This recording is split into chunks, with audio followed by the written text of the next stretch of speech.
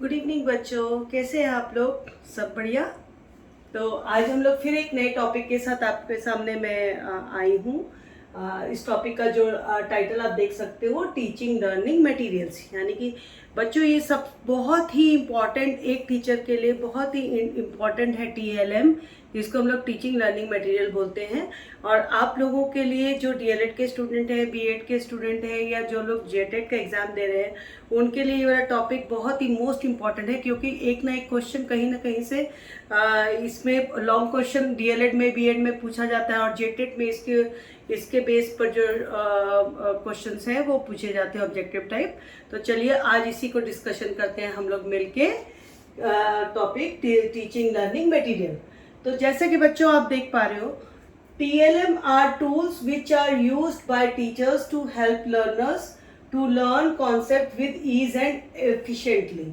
यानी कि TLM क्या है? TLM एक टूल है, एक हथियार है, एक टीचर के लिए एक सहायक सामग्री है, जिससे कि टीचर जो है सीखने वालों को, बच्चों को जो सिखाना चाहती हैं, वो टीएलएम की मदद से उनको प्रभावशाली तरीके से सिखा सकती हैं, और साथ के साथ अपना जो पठन पाठन क्रिया है उसको और ज़्यादा आसान बना सकती हैं।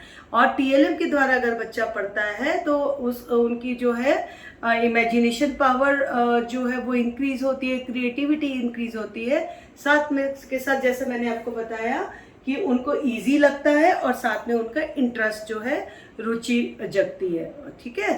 तो अब जैसे अगर हम बात करते हैं कि टीएलएम का, जैसे मैंने आपको बताया कि टीएलएम से बच्चे, it enhances the interest in that subject, it increases the knowledge of the child, as well as it makes the concept easier, and it makes the teaching effective, and it's a very good TLM is a very good tool for teacher to teach their pupils. So if we talk about that कि how many types of teaching aids are there, तो if we talk about teaching aids कि कितने तरह के teaching aids होते हैं, तो इनको हम जनरली 3 कैटेगरी में रखते हैं, और जो चौथी कैटेगरी और 5वीं कैटेगरी जो मैंने यहाँ पर लिखी है, आजकल इस कैटेगरी को भी टीएलएम में ही रखा जाता है।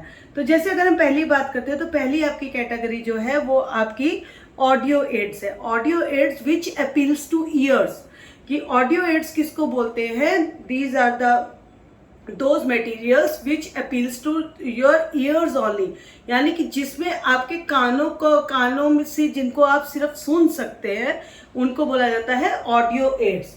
ऑडियो एड्स की अगर हम बात करेंगे, तो ऑडियो एड्स में आप किन किन चीज़ों को रखते हैं, कौन कौन से आपके जो सहायक सामग्री है जिनको ऑडियो एड्स में रखा जाता है।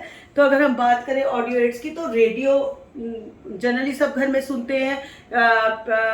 आपके जो बड़े बुजुर्ग हैं वो तो बहुत चाव से इसको सुनते हैं। ओके। उसके बाद में आपका टेप रिकॉर्डर है। एक टेप रहती है, उसमें आप टीचर जो है उसको, या रिकॉर्डिंग करने के बाद उसको आप बार बार सुन सकते हो, रिपीटेडली सुन सकते हो।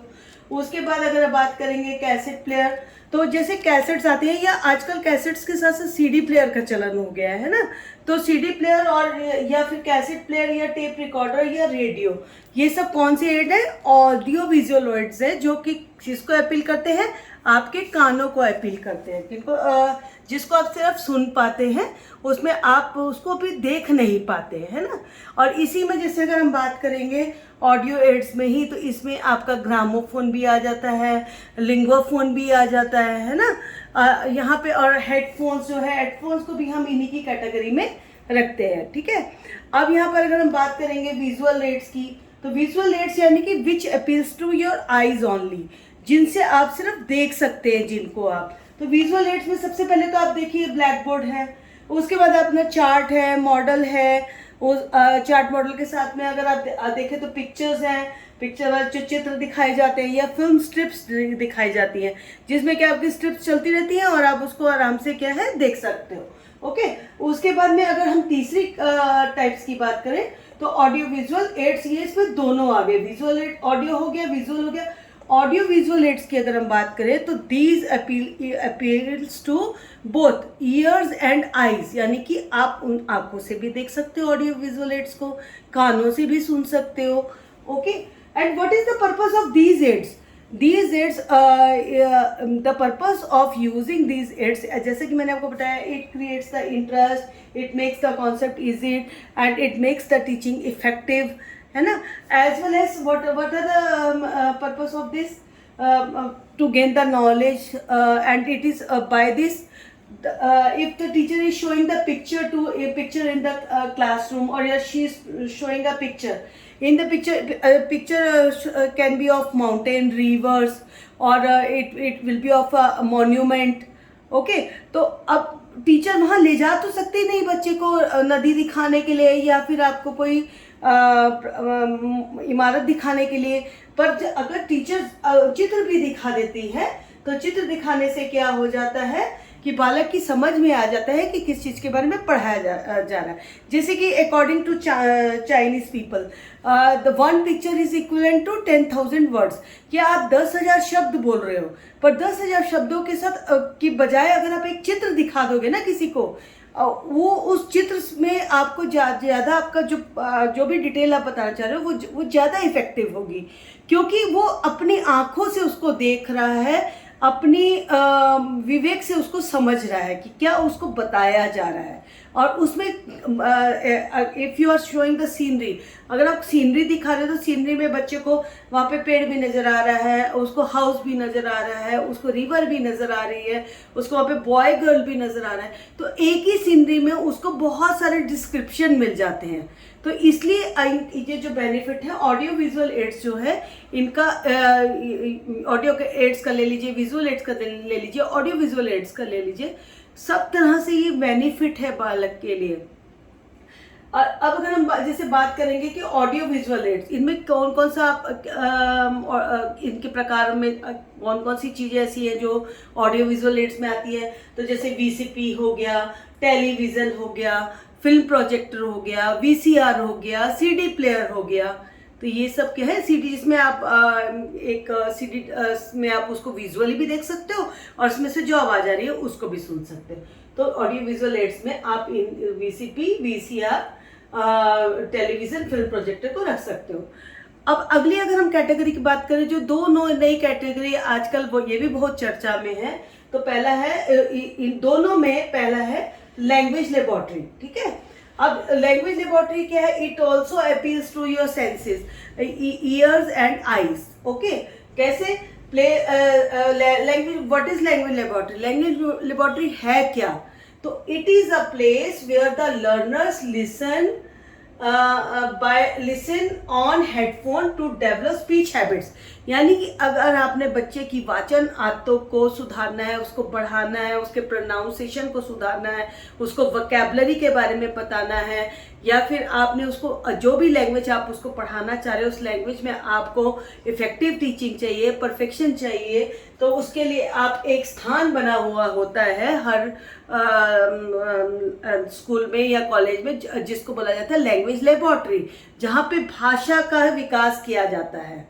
ठीक है, अब वो भाषा के विकास में उस प्लेस में क्या होता है, बच्चे जो है हेडफोन की सहायता से वहाँ पर सुनते हैं और सुनकर अपने क्या है स्पीच को जो है इनहेंस करते हैं.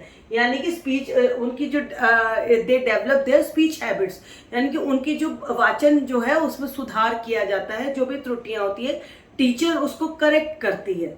टीचर यहाँ से अगर वो रिकॉर्डिंग चलाती हैं तो रिकॉर्डिंग वहाँ पे बालक सुनता है, बालक सुन के जो भी शब्द उसको सुनाई देते हैं उनको एक कागज में नोट करता है, और उसको नोट करने के बाद टीचर जब उसकी करेक्शन करती है तो उनको ये समझ में आता है कि बच्चे की लिसनिंग जो है, लिसनिंग स्किल कैसा है. और अगर टीचर उन शब्दों को बोलने के लिए बोलती है और अगर उनमें कोई प्रोनाउंसिएशन मिस्टेक होती है तो टीचर उसको करेक्ट करती है.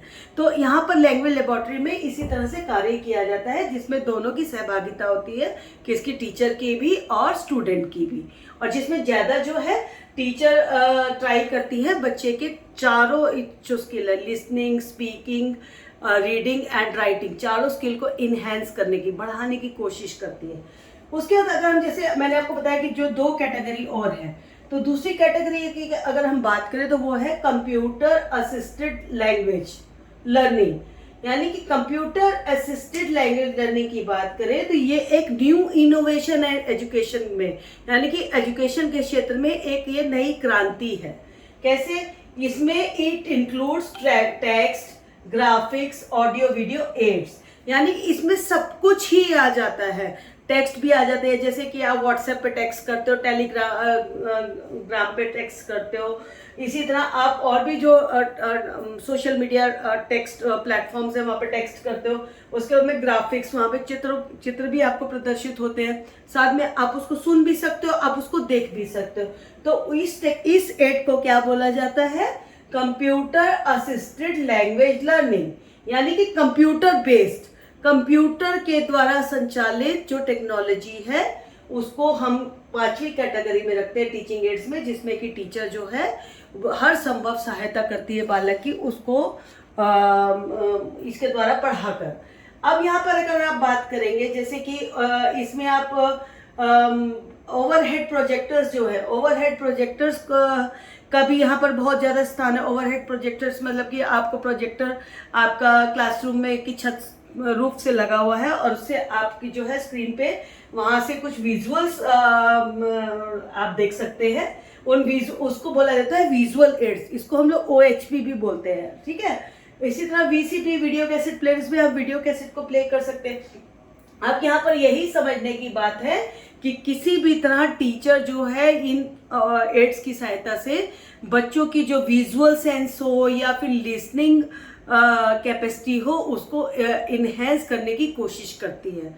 तो बच्चों इसमें अगर हम बात करेंगे इसके क्या एडवांटेजेस है, तो it saves time, it saves energy of the teacher as well as learners, क्योंकि टीचर फ्लैश कार्ड के द्वारा पढ़ा रही है, बच्चों को फ्लैश कार्ड दिखा के पढ़ा रही है, टीचर पिक्चर्स दिखा के पढ़ा रही है। जैसे कि मैंने बोला कि एक पिक्चर जो है वो 10,000 शब्दों के बराबर है। आप इतनी सारी बातें बोल दो, उसकी जगह एक चित्र दिखा दोगे, उसी में सबको समझ में आ जाएगा बालक को कि मुझे क्या समझाया जा रहा है ना। और अगर हम इसके जैसे हम लोग अभी फायदे की बात करें तो सबसे पहले तो कि it makes the teaching easier, कि इससे पढ़ाना आसान हो जाता है। इट मेक्स टीचिंग इफेक्टिव, इससे प्रभावशाली शिक्षण हो जाता है, क्योंकि बालक को वो चीज़ नज़र आ रही होती है, स्टूडेंट को वो चीज़ नज़र आ रही होती है जिसके बारे में उसको डिस्क्रिप्शन की जा रही होती है। It increases comprehension power, comprehension समझने बूझने की शक्ति को बढ़ाती है। अच्छा, composition can be taught by it, story can be taught by it, play can be taught by it, dramatisation में ये बहुत ईजी होती है। ऑडियो विजुअल एड्स, क्योंकि अगर आपने नाटकीकरण भी करना है, पर अगर आप उसको दिखा देते हैं पहले बालक को, तो बालक जो है वो स्टूडेंट जो है प्यूपिल जो है उसको इजीली समझ में आ जाता है ना। अच्छा, साथ के साथ जैसे कि मैंने आपको बताया कि कुछ एड्स को छोड़कर विच आर कॉस्टली, ज़्यादातर सब चीपर होते हैं। जैसे ब्लैक बोर्ड सबसे चीपर है, black board is a cheaper means of teaching, यानी कि TLM में सबसे चीपर क्या माना जाता है? ब्लैक बोर्ड माना जाता है, क्योंकि you can write on it so many times, you can repeat so many times, है ना। And in the evaluation it also helps, कि आपने मूल्यांकन करना है तो आप ब्लैक बोर्ड टेस्ट ले सकते हो बच्चे का, तो उससे क्या है कि आपके मूल्यांकन में भी ये सहायता करेगा। तो सबसे सस्ता जो साधन माना जाता है वो साधन आपका ब्लैक बोर्ड माना जाता है। फिर उसके वन टाइम इन्वेस्टमेंट है ना, उसके बाद आपको बार बार इन्वेस्टमेंट करना नहीं है। चार्ट है, बार बार बनाओगे, किसी हर टॉपिक अलग अलग बनाओगे, मॉडल बनाओगे, पर ब्लैक बोर्ड क्या है, once you have purchased it you are writing, but इसमें आपकी राइटिंग के साथ साथ इस पर कोई इफेक्ट नहीं पड़ता है और आपको बार बार इसको खरीदना भी नहीं पड़ता है ना। तो इसी तरह से अगर हम बात करेंगे आपकी और क्या इनके लाभ हो सकते हैं, जैसे रेडियो ब्रॉडकास्ट होता है, रेडियो ब्रॉडकास्ट में जो प्रोग्राम ब्रॉडकास्ट किए जाते हैं, तो it develops a good relation between the educationist and the broadcaster, ठीक है। एक अच्छा रिलेशन, कोऑर्डिनेशन हो जाता है उन लोगों के बीच में। अच्छा, और अगर हम बात करेंगे कि जैसे कि आप फिल्म स्ट्रिप्स दिखाने की, तो फिल्म स्ट्रिप्स अगर बच्चे को हम लोग दिखाते हैं तो फिल्म स्ट्रिप्स से दिखाने से we can give them so much morals can be taught, कि आप किसी भी फिल्म के स्ट्रिप्स को दिखा रहे हो, so many if you want to teach them about the flowers, तो if you will teach them by film strips, तो they will easily identify, वो लोग आराम से पहचान जाएंगे कौन सा फूल है ना। ऐसे आप फूल की डिस्क्रिप्शन आपको ईजियर होगी नहीं। तो इस तरह से बच्चों कुछ इनके लाभ हैं, है ना। और अगर हम हानि की बात करें तो हानि की बात यह है कि अगर इसको ओवर यूज़ करती है कोई टीचर, अगर बहुत ज़्यादा उसको इस्तेमाल कर रही है, बार बार उसको खाली टेप रिकॉर्डर से ही पढ़ा रही है कि बार बार टेप चला दी और बच्चा पढ़ रहा है, तो ये ओवर यूज हो गया। तो इससे क्या है, it will not enhance the skills of the child, क्योंकि टीचर तो इसमें जहाँ as the teacher can explain, the tape recorder can not explain. Exposition नहीं हो सकता, एक्सप्लेनेशन नहीं हो सकता। बट जबकि पर एडवांटेज में देखें तो अब यहाँ पे क्या है कि अगर ऑडियो विजुअल एड से बात करेंगे, जैसा कि टीचर एक्सपोजिशन और एक्सप्लेनेशन कर सकती है, वैसा आपका टेप रिकॉर्डर नहीं कर सकता। तो इस तरह कुछ जो हमारे एड्स हैं उनके फायदे भी हैं और कुछ एड्स हैं उनके नुकसान भी हैं। पर ओवरऑल अगर देखा जाए तो it's a very best material is a very best way. By teaching these materials, the teacher can teach anything. So we can say it is very helpful by teaching TLM. TLM helps the teacher very much and it makes the teaching easier for her as well as for the learner also. The TLM is a very useful and helpful. Okay. तो यहाँ पर आपको अगर आप exam की भी तैयारी कर रहे हो तो आपको इन्हीं से संबंधित कुछ ऑब्जेक्टिव क्वेश्चंस आते हैं जिनको आपको ध्यान से पढ़ के आंसर देना है। तो होपफुली मुझे जहाँ तक मुझे लगता है कि बच्चों आपको कुछ एक एज अ जिस्ट तो मिला ही होगा कि TLM होता क्या है, टीचिंग लर्निंग मटेरियल क्या होता है और इसकी एक टीचिंग में इसकी क्या इम्पोर्टेंस है। तो अब हम लोग यहीं पर मैं अपना इसको इतना जो इंट्रोडक्शन के साथ ही मैं अपने इस लेक्चर को यहीं पे समाप्त करती हूँ और होपफुली मुझे लगता है कि आप लोगों को ये अच्छा लगा होगा और समझ में आया होगा। तो please keep watching my videos for new knowledge, to gain for new information and knowledge, and as well as please